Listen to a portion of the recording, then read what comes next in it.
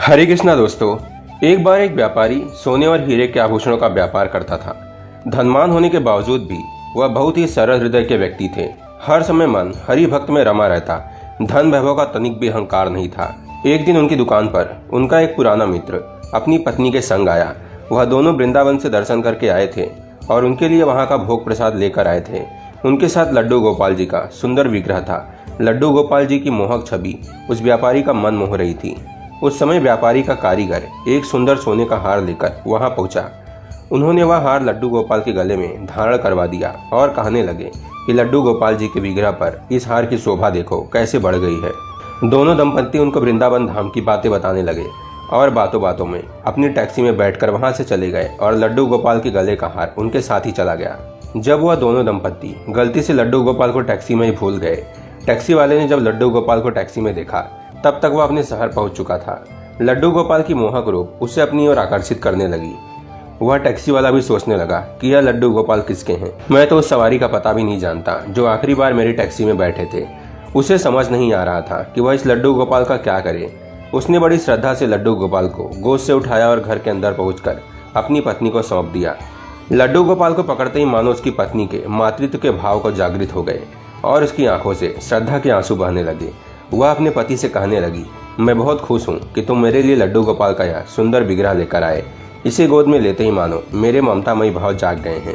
उसका पति विचार करने लगा कि अचानक इसको क्या हो गया है। वह जल्दी से लड्डू गोपाल का विग्रह को अंदर ले गई और जल्दी जल्दी भोग तैयार करने लगी। बड़े श्रद्धा भाव से उनको भोग लगाया।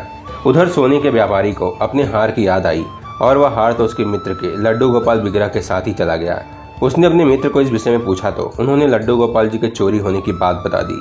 वह कहने लगे कि अपने लड्डू गोपाल जी के चोरी होने के कारण हम दोनों स्वयं बहुत परेशान हैं। अब वह व्यापारी तो सरल स्वभाव था, इसलिए हार न मिलने का दुख तो हुआ, लेकिन संतोष कर लिया कि वह हार लड्डू गोपाल जी ने पहना है। अगर मेरा हृदय सच्चा है तो वह हार ठाकुर जी के गले में ही धारण रहे। उधर टैक्सी ड्राइवर की पत्नी पुत्र की भांति लड्डू गोपाल के विग्रह की पूजा करती और उनके घर पर एक सुंदर बेटी ने जन्म लिया। दोनों का यही मानना था कि लड्डू गोपाल के कारण ही हमें संतान प्राप्ति हुई है। इसलिए टैक्सी ड्राइवर की पत्नी का स्नेह लड्डू गोपाल जी के प्रति और भी गहरा हो गया। एक दिन गहनों के व्यापारी को अपने काम के सिलसिले में दूसरे शहर जाना पड़ा और इतनी तेज बारिश होने लगी कि इन्हें जहां जाना था वहां पहुंच ही नहीं पाए। जिस टैक्सी ड्राइवर की टैक्सी में वो बैठे थे वह कहने लगे कि जब तक बारिश कम नहीं हो जाती आप मेरे घर रुक जाए। एक अनजान शहर में किसी पर विश्वास करना मुश्किल था, लेकिन न जाने क्यों उन्होंने हामी भर दी। घर पहुंचते ही टैक्सी ड्राइवर ने अपनी पत्नी को आवाज लगाई कि देखो घर पर मेहमान आए हैं। उसके घर पर पहुंचकर उनको एक अलग सा खिंचाव महसूस हो रहा था। उनका ध्यान उस घर के कोने में जा रहा था जहां पर लड्डू गोपाल जी विराजमान थे। उनके घर का भोजन करने पर भी उन्हें ऐसी अनुभूति हुई मानो ईश्वर का भोग प्रसाद हो। भोजन करने के पश्चात भी उनका मन उसी ओर आकर्षित हो रहा था। तो उन्होंने टैक्सी ड्राइवर से पूछ ही लिया, उस ओर क्या है जो मेरा मन बार बार उस ओर जा रहा है। दोनों पति पत्नी मुस्कुराते हुए बोले कि वहाँ तो हमारे प्राणों से प्यारे लड्डू गोपाल जी विराजमान हैं। व्यापारी ने कहा कि क्या मैं उनके दर्शन कर सकता हूँ।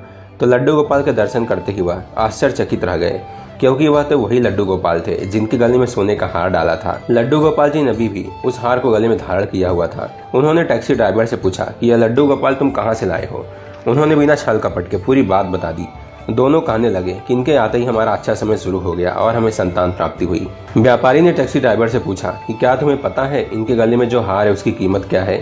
वह बहुत सरल भाव से बोले कि जो चीज हमारे ठाकुर जी के अंग लग गई वह तो हमारे लिए बहुमूल्य है। इसका उत्तर सुनते ही व्यापारी चुप हो गया और इस बात से संतुष्ट हो गया कि ठाकुर जी ने अंग लगाया है। बारिश बंद होने के पश्चात टैक्सी ड्राइवर गंतव्य स्थान पर छोड़ने गया और जब वो उतरने लगे तो टैक्सी ड्राइवर ने उनको आवाज लगाई कि आपका बैग टैक्सी में ही रह गया है, इसे भी लेते चाहिए। वह कहने लगे कि मैंने तो टैक्सी में कोई बैग नहीं रखा। टैक्सी ड्राइवर कहने लगा कि नहीं, यह बैग आपका ही है। जब उन्होंने बैग खोलकर देखा तो उसमें उतने ही रुपए थे जितना उस हार का मूल्य था। यह देखकर उनकी आंखों में आंसू आ गए कि जब मैंने हार का मूल्य नहीं पूछा था पर निश्चल भाव से ठाकुर जी को धारण करवाया था, तब तक ठाकुर जी इस हार को पहने रहे। जैसे ही मैंने इनका मूल्य पूछा, मेरे अहंकार दूर करने के लिए इसका मूल्य चुका दिया। वह मन ही मन ठाकुर जी से क्षमा मांगने लगे और टैक्सी ड्राइवर की आस्था बनी रहे और चुपचाप वहां से बिना कुछ बताए चले गए। भगवान तो भाव के भूखे हैं, वह तो सच्ची भक्ति पर रीझ जाते हैं। दूसरे वह क्या खेल खेलता है और उसे किसकी सेवा लेनी है वह यह भी जानता है। वृंदावन से ठाकुर जी को कौन लाया और ठाकुर जी कैसे अपने आप उस टैक्सी ड्राइवर के घर पहुंच गए, यह सब उसकी लीला है। इसलिए ईश्वर की भक्ति शुद्ध हृदय से करनी चाहिए। हरे कृष्णा, राधे राधे।